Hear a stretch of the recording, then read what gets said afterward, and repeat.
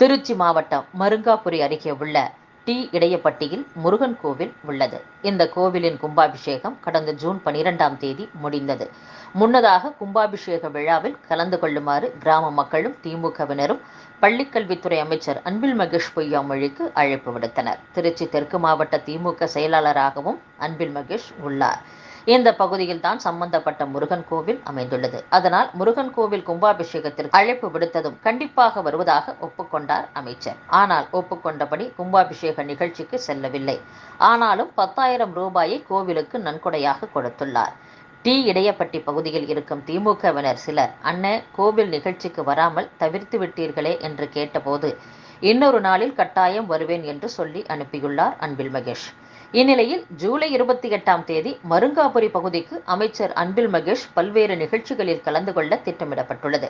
அப்போது டி இடையப்பட்டியில் இருக்கும் முருகன் கோவிலுக்கு அமைச்சர் மகேஷ் வருவார் என்று அந்த பகுதி திமுக ஒன்றிய செயலாளரும் மருங்காபுரி யூனியன் சேர்மனுமான பழனி ஆண்டியிடம் அமைச்சர் தரப்பில் கூறியுள்ளனர். இதையடுத்து கடந்த ஜூலை 28ஆம் தேதி பூரண கும்பம், ஆளுயர மாலை, பூஜை செய்த பிரசாதம், சால்வைகள் உள்ளிட்டவைகளோடு அமைச்சர் வருகைக்காக திமுகவினரும் கிராமத்தினரும் முருக பக்தர்களும் திரளாக கோவில் முன் கூடியிருந்தனர். மருங்காபுரி பகுதியில் பல்வேறு நிகழ்ச்சிகளில் கலந்து கொண்ட அமைச்சர் மகேஷ் இரவு 9 மணி வரை கோவிலுக்கு வரவில்லை. இதனால் கோபமடைந்த கிராமத்தினர் மக்களையும் கோவிலையும் அவமதித்து விட்டதாக கொந்தளித்துள்ளனர். கூடவே அமைச்சருக்காக வாங்கி வைத்திருந்த மாலை, பிரசாதம், சால்வைகள் உள்ளிட்டவைகளோடு அமைச்சர் கோவிலுக்கு கொடுத்த நன்கொடை 10,000 ரூபாயுடன் கூடுதலாக 100 ரூபாய் சேர்த்து அமைச்சரிடமே கொடுத்து விடுங்கள் என சொல்லி யூனியன் சேர்மன் பழனி ஆண்டியிடம் அனைத்தையும் கொடுத்து விட்டனர். இதனால் பதற்றம் அடைந்திருக்கும் அமைச்சர் ஆதரவாளர்கள் டி இடையப்பட்டி கிராம மக்களை சமாதானப்படுத்தும் முயற்சியில் இறங்கியுள்ளதாக கிராமத்தினர் தெரிவித்துள்ளனர். வர்த்தக பயன்பாட்டிற்கான சிலிண்டர் விலை 7 ரூபாய் 50 காசுகள் உயர்ந்துள்ளது. அதன்படி சென்னையில் வர்த்தக பயன்பாட்டிற்கான 19 கிலோ சிலிண்டர் விலை 1,817 ரூபாயாக விற்பனை செய்யப்படுகிறது. எனினும் வீடுகளில் பயன்படுத்தக்கூடிய 5 கிலோ, 10 கிலோ, 14.2 கிலோ சமையல் எரிவாயு சிலிண்டர் விலை மார்ச் 2024 முதல் மாற்றமின்றி 818 ரூபாய் 50 காசுகளுக்கு விற்பனை செய்யப்படுகிறது. மதுரையில் செயல்படும் கலைஞர் நூற்றாண்டு நூலக வருகையாளர்களின் எண்ணிக்கை 10 லட்சத்தை கடந்துள்ளது. இதையொட்டி முதலமைச்சர் மு.க.ஸ்டாலின் வாழ்த்து தெரிவித்துள்ளார். விருதுநகர் மாவட்டம் சதுரகிரி சுந்தர மகாலிங்கம் கோவிலில் நடைபெறும் ஆடி அமாவாசை திருவிழாவை ஒட்டி 1000க்கும் மேற்பட்ட போலீசார் பாதுகாப்பு பணியில் ஈடுபடுகின்றனர். ஆடி அமாவாசை திருவிழாவை ஒட்டி இன்று முதல் 5ஆம் தேதி வரை சதுரகிரி சுந்தர மகாலிங்கம் கோவிலுக்கு செல்ல பக்தர்களுக்கு அனுமதி வழங்கப்பட்டுள்ளது. இந்நிலையில் மதுரை மாவட்டம் சாப்டூர், வாழைத்தோப்பு வழியாக லட்சக்கணக்கான பக்தர்கள் சதுரகிரி செல்வது வழக்கம். இதையொட்டி சாப்டூர், வாழைத்தோப்பு பகுதிகளில் மதுரை ஊர்காவல் துறை சார்பில் தீவிர பாதுகாப்பு ஏற்பாடுகள் செய்யப்பட்டுள்ளன. ஊரக காவல் கண்காணிப்பாளர் பி.கே. அரவிந்த் தலைமையில் 3 கூடுதல் காவல் கண்காணிப்பாளர்கள், 8 துணை கண்காணிப்பாளர்கள், 30 காவல் ஆய்வாளர்கள், 90 உதவி ஆய்வாளர்கள் உட்பட 1000க்கும் மேற்பட்ட போலீசார் பாதுகாப்பு பணிகளில் ஈடுபடுகின்றனர். மேலும் இயற்கை பேரிடர் மீட்பு குழுவினருடன் 4 குழுக்களைச் சேர்ந்த 45 சிறப்பு அதிரடி படையினரும் இணைந்து பணியாற்றுகின்றனர்.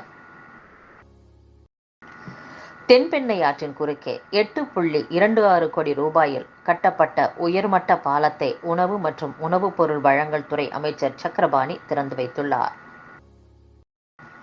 பட்டுக்கோட்டையில் அடுக்குமாடி குடியிருப்பில் தாயும் அவரது 10 வயது மகளும் சடலமாக மீட்கப்பட்டது தொடர்பாக போலீசார் வழக்கு பதிவு செய்து விசாரணை மேற்கொண்டு வருகின்றனர். MBBS, BDS உள்ளிட்ட இளநிலை மருத்துவ படிப்புகளுக்கான கலந்தாய்வு தமிழகத்தில் வரும் 21ஆம் தேதி தொடங்க உள்ளது. முன்னதாக தரவரிசை பட்டியல் வரும் 19ஆம் தேதி வெளியிடப்படும் என்று தெரிவிக்கப்பட்டுள்ளது. தமிழ்நாடு தொடக்க கல்வி ஆசிரியர் இயக்கங்களின் கூட்டு நடவடிக்கை குழு சார்பில் ஆசிரியர்கள் சென்னையில் 3ஆம் நாளாக நேற்றும் முற்றுகை போராட்டத்தில் ஈடுபட்ட நிலையில் அவர்களின் கோரிக்கைகளை நிறைவேற்ற பள்ளிக் கல்வித்துறை 1 மாத அவகாசம் கோரியுள்ளதாக தகவல் வெளியாகியுள்ளது. சென்னை மாநகராட்சி சாலைகளில் ஆகஸ்ட் 10ஆம் தேதி வரை மெகா தூய்மை பணி மேற்கொள்ளப்படும் என்று மாநகராட்சி நிர்வாகம் அறிவித்துள்ளது.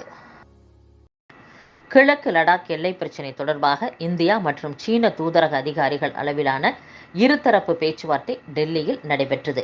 பேச்சுவார்த்தையில் எடுக்கப்பட்ட முடிவுகள் குறித்த தகவல்கள் எதுவும் வெளியாகவில்லை. இந்தியாவில் தனிநபர்களை பயன்படுத்தி பயங்கரவாத தாக்குதல்களை நடத்த ISIL-K பயங்கரவாத அமைப்பு முயற்சிப்பதாக ஐநா அறிக்கையில் எச்சரிக்கப்பட்டுள்ளது.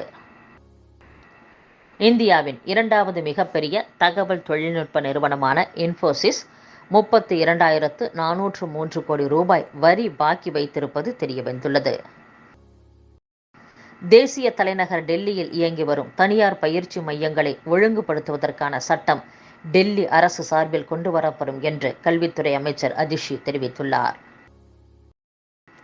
டெல்லியில் வெளுத்து வாங்கும் மழை காரணமாக ரெட் அலர்ட் எச்சரிக்கை விடுக்கப்பட்டுள்ளது. பள்ளிகளுக்கும் விடுமுறை அளிக்கப்பட்டுள்ளது.